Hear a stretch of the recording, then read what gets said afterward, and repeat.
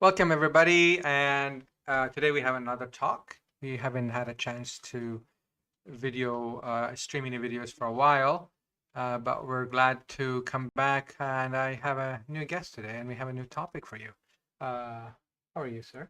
I'm good. How are you? Good, good, good to have you with me, and glad to have you in this exciting topic today. You know the topic today? What's the topic today? Oh, what's the topic today? Well, it's a very interesting, can be controversial. It's about awkward and annoying moments with family. Hmm. Stick around. We have a really good topic for you.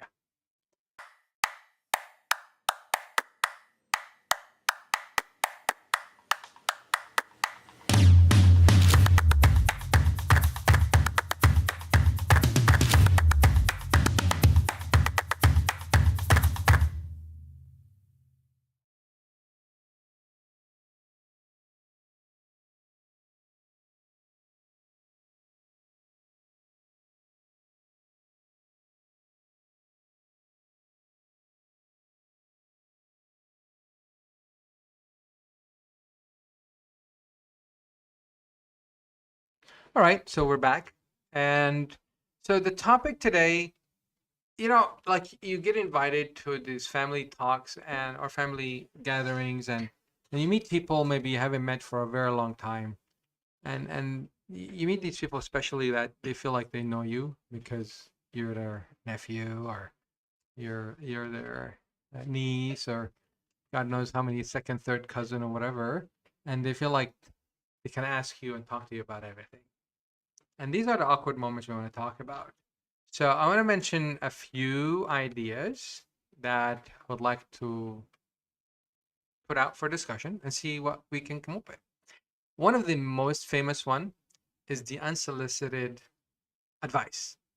So they give you an advice about everything, and again you haven't seen them for ages, and they just like they can give you an advice on how to get a job or how to pick a career. Why do you have this career? Oh, you should do this and should do that. You're making money. You have a better career and you make more money and all that stuff. What do you guys think? Did this happen to any of you?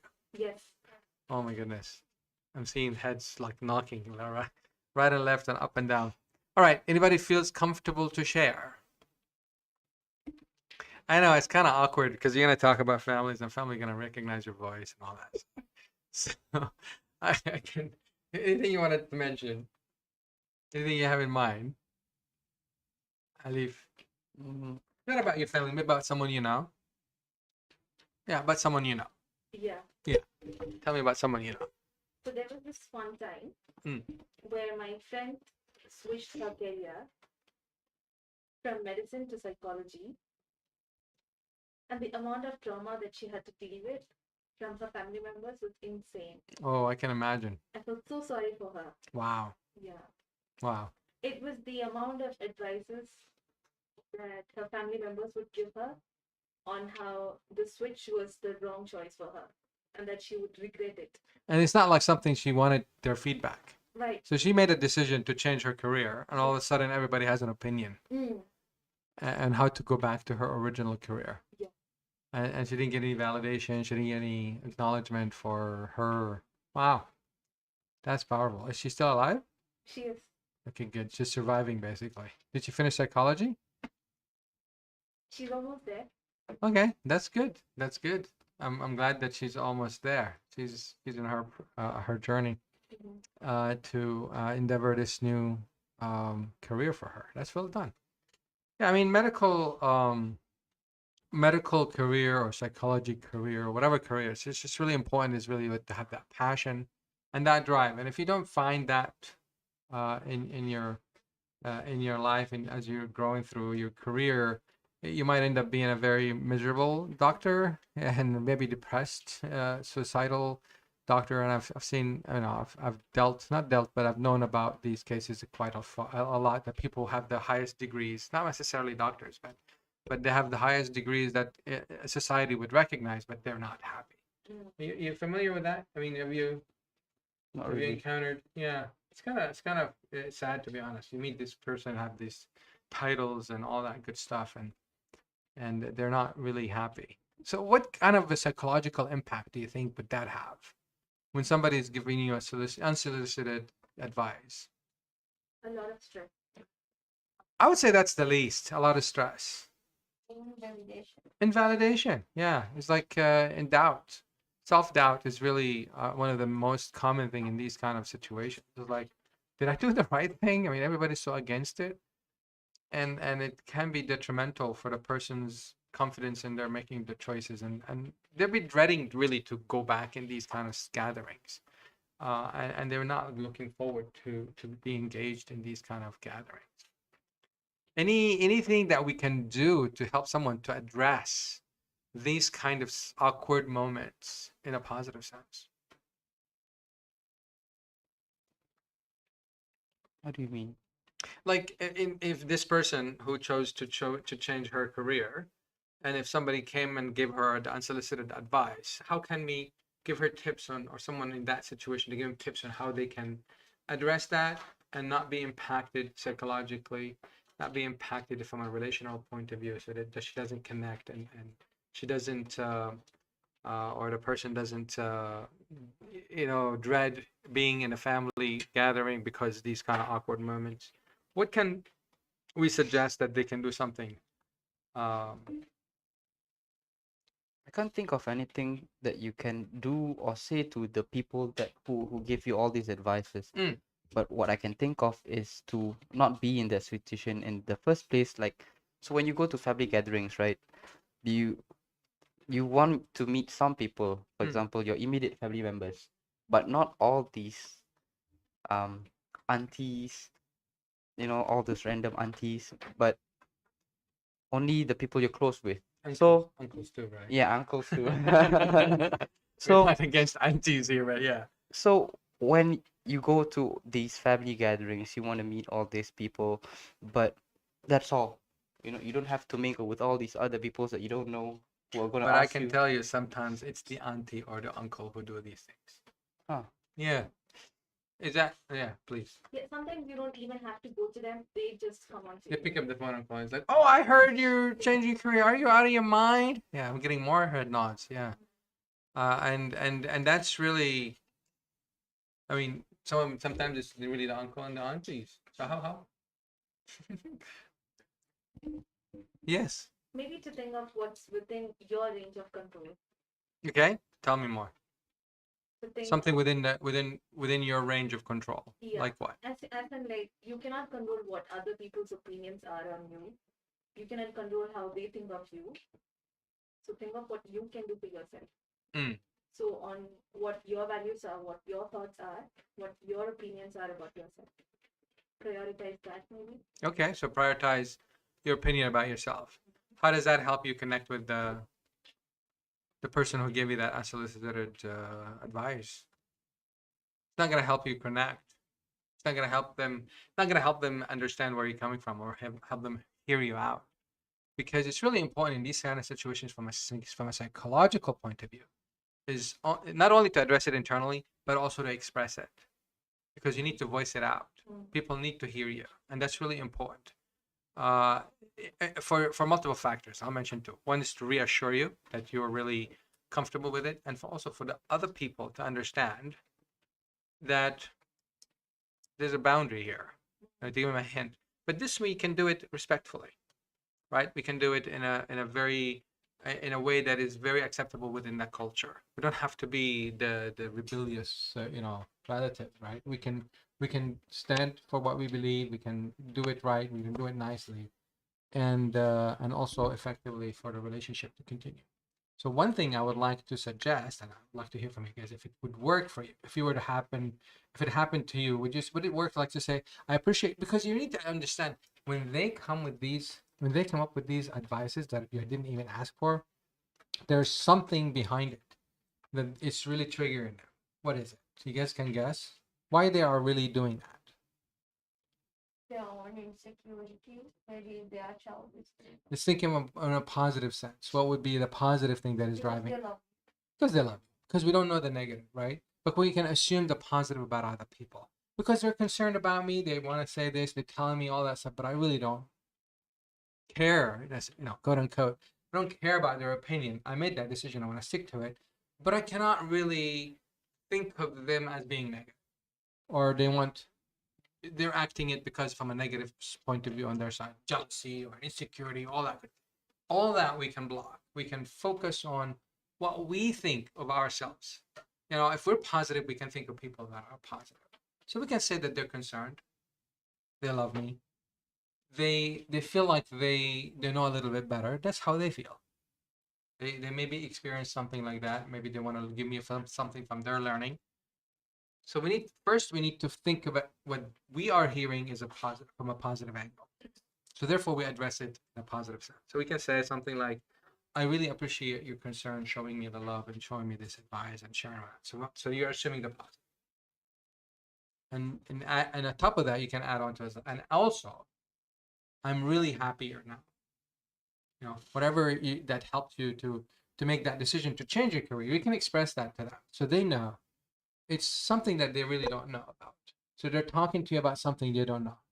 So now you're telling them how it was unhappy life for you before that, and then you can explain to them, I really appreciate it, and I want you to know that it was very miserable for me doing that. I was not. You can express what is it that is so important for you that you made that transition. Would that work if you were to do that in a situation? That could work. It could work, right? It's a Yeah. possibility. Yeah. Any thought? Uh, so this might work with people whom I'm kind of close to, but if it's like a very distant relative with whom I don't want to share so many details, how do I approach that? One more time. I missed the first part. So if it's like a very close family of mine, Mm. I could like explain on why I did that, why this transition happened, on how miserable it was before. But if it's like a very distant family member whom I really don't want to explain, like how my life was and everything, how do I approach that then? Okay, so if you don't want to disclose it, Yeah. I mean, it could be that they're close, but you don't feel close to them, right? So I guess the question is like, how do you do the same thing without disclosing it? Okay, then you can say something like, I'm really happy with my choice. And you can, even if you want to, you can add more. You can tell them what you need. I would appreciate if you give me your support. I really would appreciate it if you would understand that this is my decision. Okay, so that is a way of rejecting what they want to say to us. What if we say that to them and they can't take that rejection? Like they would find this kind of insulting or something. Yeah. Like that. Okay, I will talk about that. Yes, your That's question. also my concern. Mm. In some cultures, if they say something, we are expected to respond saying they are right. Mm. And if we say something that is even slightly opposite to it, they might take it as, oh, we are disrespectful or you're rejecting my idea. Yeah. How do you deal with that? Right. So you know your culture, right? So you really need to find the right tune on how to say that. In terms of, but the message needs to be very similar, but it needs to be within your cultural norms. You can make it in a joking way. It's like, I'm still young. I can change. I can change back. I really appreciate your support. You can play it within your culture. Yeah, right. Because there's so many cultures out here, right? But I cannot answer for every culture. But the message needs to be similar. That they need to understand that this is your choice and you need their support. How you say it, you really need to try a few things. You need to kind of think about it.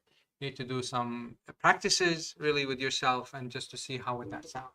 Culturally, is it acceptable? Is it not acceptable? What can I improve and all that stuff? So you do need to prepare in these kind of circumstances because if it happened once, pretty much like high chance that it's going to happen again. So preparing for it is really important. This is just an idea of the general statement that you can, or the general message that you can respond to these kind of awkward moments. Would that help if you were to take that message in a general sense and just customize it to your cultural norms? Perhaps. Yeah, it's worth a try. And tell me, you guys, if you tried and it didn't work or it worked, let me know. Give me some feedback. And same thing for the audience here. And if you try something like that and it worked and it not, and more than happy to hear from you what works for you. All right. Any other thoughts on the unsolicited advices?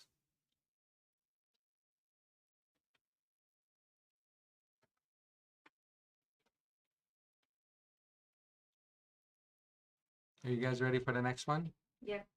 Have you ever experienced being compared with someone else? All the time. Oh my god. Okay, let's talk about that. So anyone would like to share about a friend? I have a friend that talked to you about being compared. Yes, I have a friend. yes. Yeah, the friends relative. Um, sometimes they are not like giving an advice in a positive way. It's actually for them to actually show off of their own son or daughter and comparing you with them. And how would that make you feel? What's the message? What the outcome message you get from these kind of comparison? If I were to ask your friend, what would they feel? What is the message that they're getting? Not good enough. Not good enough. They're failing. Mm. The other person is much better. But they don't say that. When you're triggered and you get upset, it's like, why are you getting upset? Why are you taking it personal? I'm just sharing. But that's insensitive. That is insensitive to compare someone's perception of what is success and what is not success. Okay, so if somebody is in college or in the university and a same person at the same age is really choosing to do some work, do like food service or grab or secretary or any kind of job, and they don't want to go to university, not yet. They're not ready for it. Almost all the time, especially in the local culture, they would see the one is in college or in university is more successful. They're pursuing a career, and the other person is probably is trying to learn more on business, and he or she would like to kind of have their own business. So they're all both are trying to do the same thing but different ways, but somehow one of them is perceived as successful and the other one is not successful or not achieving as much. And that's quite common because and that's why we're talking about these awkward moments. It's not about the person, it's not about the relative, it's about how do we manage this? Because the relative is really not as smart as we are. I would like to say, from an emotional perspective, we are emotionally more intelligent. If you continue to listen to these talks or similar talks, you become more emotionally intelligent.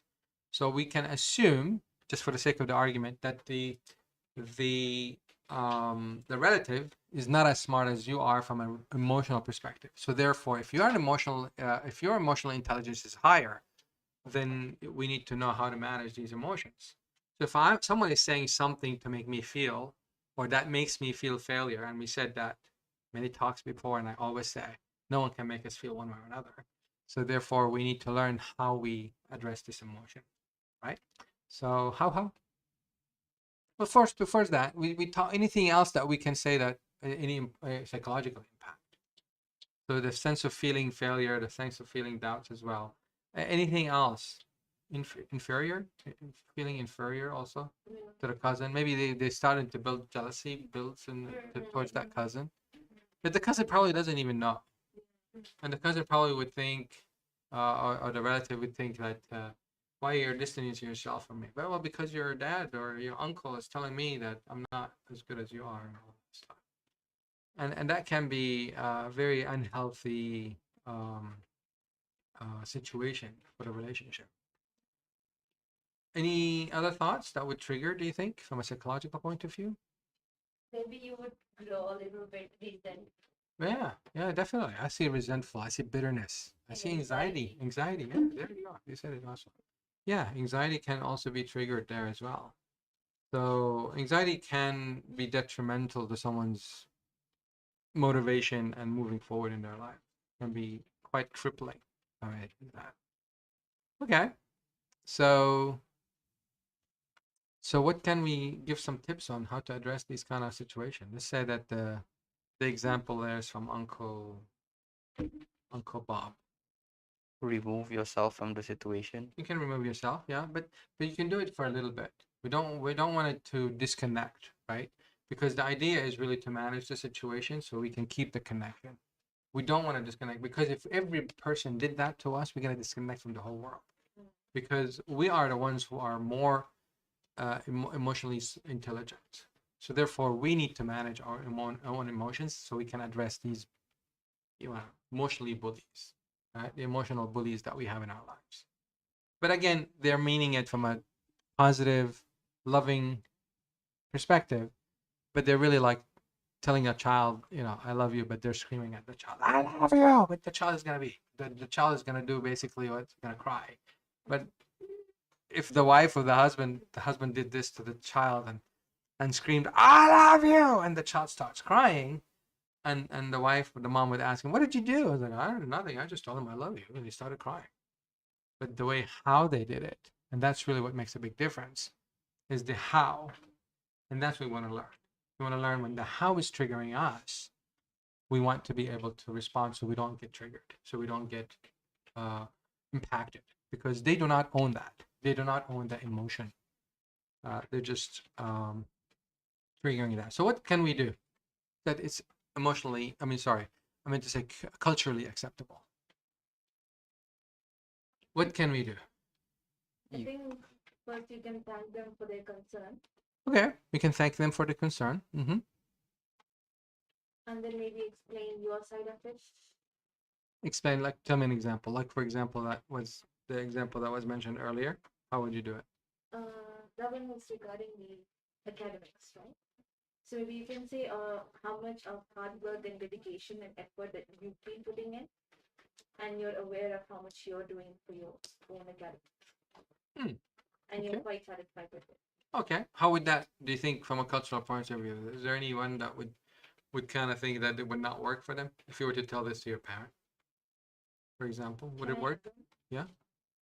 I don't think I could do it like when I'm put in that kind of a situation Because with my family members.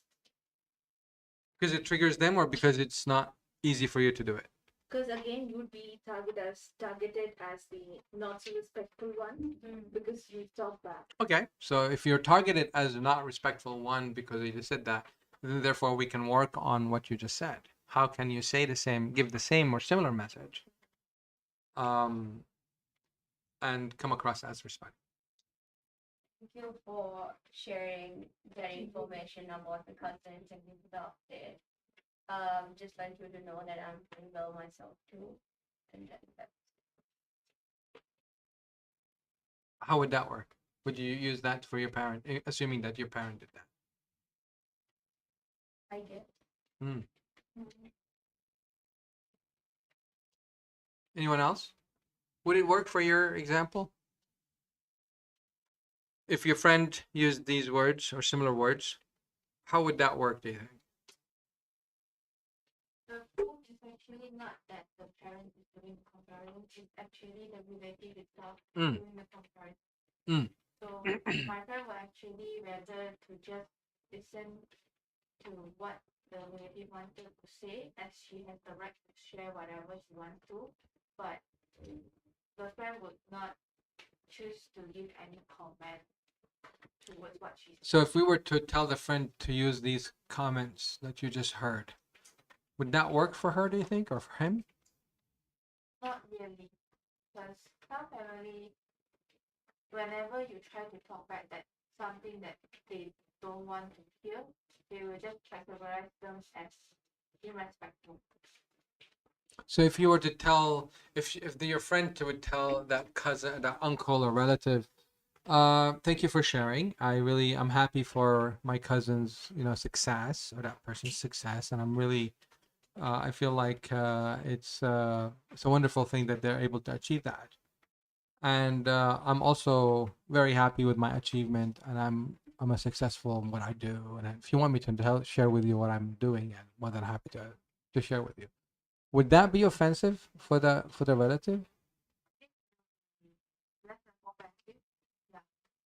Less offensive. First part is what the relative would want to hear from. So I think they will feel less offensive. Mm. Okay, so that might work. So we're having some camera issues. Okay. we'll just continue with the audio, and hopefully the camera will come back. Okay. So do you think then that would probably be more, or an idea for the person to work on to improve it, right? So another thing that I would like to share in these kind of circumstances, you need to be mindful. If this relative uh, made this comment, you need to be mindful that you don't have to address the full issue on the spot, because you might meet this person again, right? And you can add, so you can nudge a little bit. And the next time you meet, because if they're visiting because of an event or family event, they're probably around for another day or two.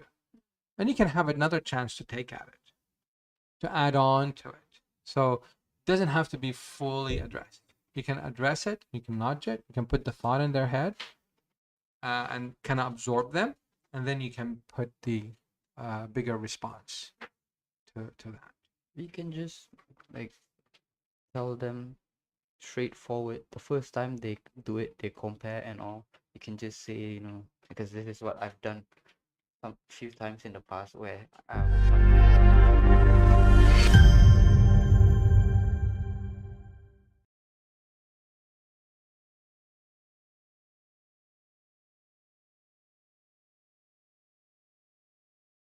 yeah. Yeah. So that's sometimes there's really not much to say other than just being blunt, because generally speaking, if people are blunt, they really appreciate you being blunt. Generally speaking, there's exception to the rule. But yeah, that's a very good point. Sometimes you need to just to talk to them straightforward. Nothing to really beat around the bushes on that. Okay, good, good. Any other thoughts? Any other thoughts that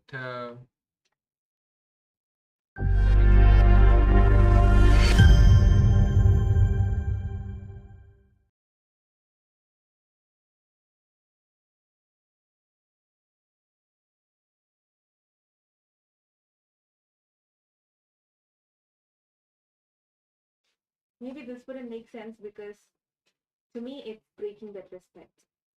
breaking the Respect. breaking the respect? Yeah. Yeah. So Mm. if I was to see another kid in my family being targeted like this by a fellow family member, what can I do to that child to help? What if I'm seeing no one helping that kid in that situation? Okay, What can I so do? so if someone else is like, if your friend, if you want to help your friend, basically, you saw your friend is being embarrassed in these kind of situation, and it kind of like hurts. You don't want your friend to be in these kind of situations. You don't want to help them out. Can you do? It's really tricky. It's really tricky because sometimes the friend doesn't see it. So it's really important to be there for your friend is if they opened up to you, to be ready for that. And one way to be ready is really to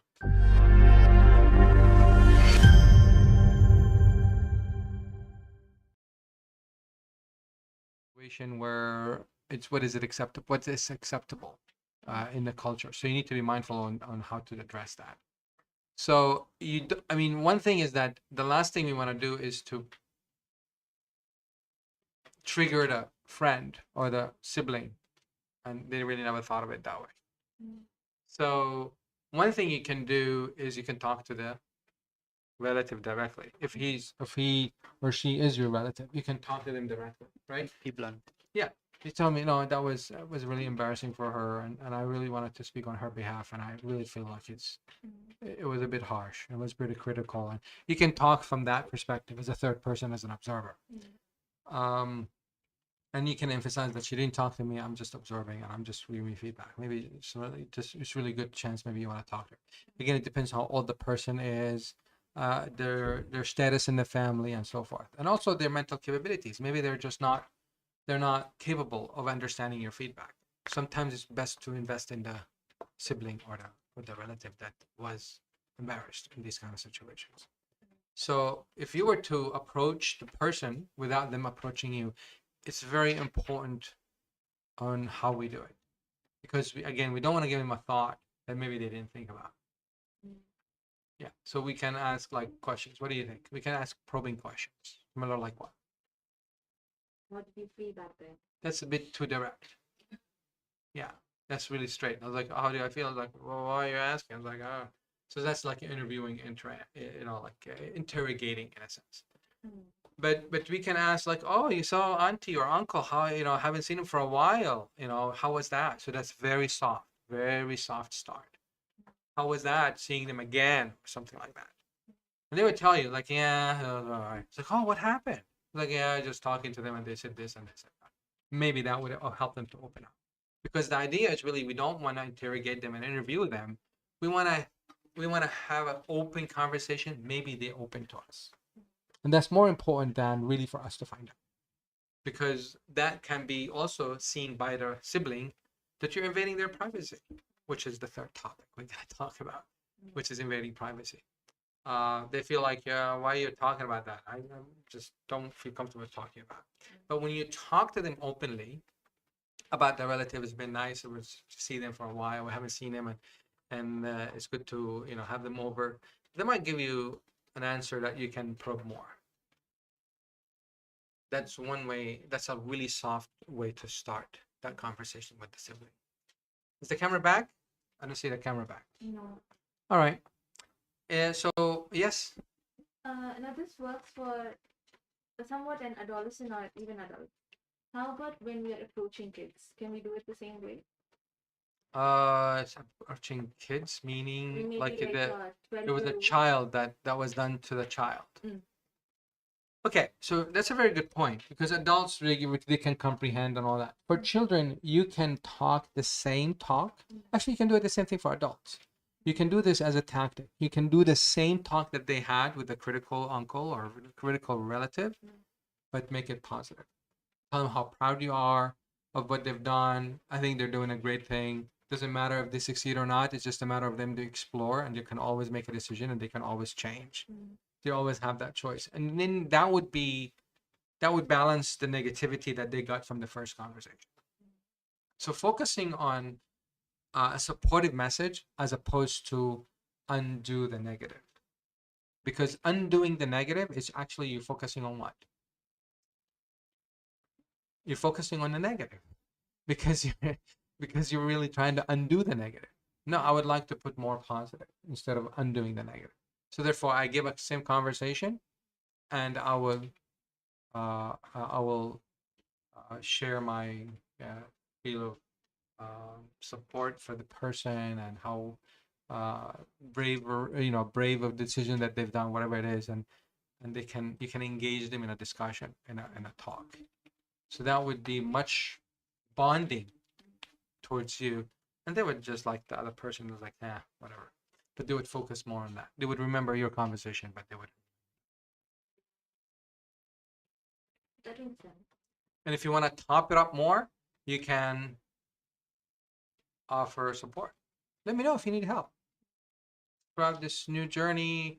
If you have someone to chat about or share, let me know. More than happy to assist. That would be something that you can top up. Would that work? Yeah. Yeah? Yeah. All right. So we really spent a good amount of time on this. So maybe we can stop here. Any last questions or thoughts? The quiet audience that have been observing and taking notes. Is that a smile? Okay, I see a smile. Okay. All right. So we can end here. What do you think? Any thoughts from your side? I'm a blunt guy, so my suggestion will always be to always be assertive. The moment it happens, that's the best time for you to be assertive. If you wait for it, it will be different. I mean, that's a very, very good point. And again, don't get out of your character to please other people. If that's who your character, I mean, you just need to be truthful to yourself. Say it as it is, and that most of the time is really effective, like you just mentioned. And that's really awesome that you mentioned that. I didn't think of that, but that is very true. If that's your trait, if that's your way to just shoot it when it's hot, like my dad always says, like hit the iron when it's hot. My dad worked with a lot of iron, so he always said that. He always said hit the iron when it's hot, meaning address the situation right on the spot. Yep. Don't delay it and address it fully, and that would work. And if that's gonna be, I mean, my argument, if I were to support this opinion, I would say if I were to come across as culturally unacceptable, well, what they did was also culturally unacceptable, You can wouldn't it? address it respectfully. Yeah. And if they did that, because I'm hearing that even sometimes when you do it respectfully, the relative, because they're older, they feel like you're not being respectful. My argument is like if I came across as disrespectful, well, guess what? You as an adult also came across as disrespectful. I mean, that can be a position that we can take as well, if the confrontation would happen to happen, because it was hurtful to hear these words, were not supportive, and therefore we need to say it as it is. Yeah, it can be scary to be assertive on the spot, but it's scarier to delay it when you have to Very good confront on another time. Very good point. Yeah. Yeah. And guess what? How would you suggest, like, how do we address this scary part to address it on the spot? What can we do? What can people do that would help them to be less scared or less concerned or anxious to address it on the spot? I think these kind of like being assertive on the spot, it requires practice. The first few times you might mess up, you would come across as rude, but over time you get better at it, and you would be better at confronting, being assertive on the spot while also being respectful. I second that. I second that. That's a very good way to address anxiety. Practice makes perfect. And again, it doesn't have to be right the first time. You might make mistakes the first time and then you'll figure it out. Yep. All right. So I'll delay the third topic for later. Yes. I think one more thing we have to do is, or what can be suggested is, to educate the younger ones, on how it's important to stand up for themselves, to be assertive, rather than be heard and please others. Hmm. Because that's something that I personally felt before. I would be hurt, I'd be upset, but I would not be assertive because I wanted to respect the other person who was rude to me. Because the first image that would come to my mind would be my mom's bombastic side eye. If I went, so I was forced to like please the other person. And we do that very tactfully. Because, the reason why I say that, because it's very, very likely when we were to try to help the person, again, you come with good intentions, with love and care and all that stuff, but it can come across as critical. Just like the uncle, just like the auntie. So you don't want to become an uncle and an auntie and tell the child what he or should have done differently. So again, by offering the support, by encouraging them, giving them a positive feedback or encouragement feedback or acknowledgement feedback, that can create the bond. And if you really want to help the child, offer that support. I'm here to help you. And that relationship, throughout the relationship, because sometimes you feel like so in rush that we want to fix it on the spot. Guys, it doesn't have to be done that way. You build the bond, you build the trust, and that is going to allow the change to change, or the change to happen. We cannot just have a little chat with the child, like, oh, you need to do this, you need to do that, and the child doesn't know how. And the parents of the child don't know how, because if the parents knew, then the child would have known how. But the child doesn't know how. But when we tell the child, you need to do this, you need to do that, well, the child is going to say, oh, I'm not good enough. That's the food. Yeah. Yeah. We talk and eat. You can join us and talk with us and eat with us. Yeah, so this is very important to be mindful when we want to help someone, child or anyone. We need to make sure that we don't come across as critical. We don't want to come across as uncle and auntie, and that would make it effective in the long term. Change takes time. You should have done, could have done. All that doesn't help the change. That actually blocks the change. All right, we can conclude here. All right. Well, it's been I'm glad to really have everybody's contribution and engagement in this talk. And until the next talk, stay happy.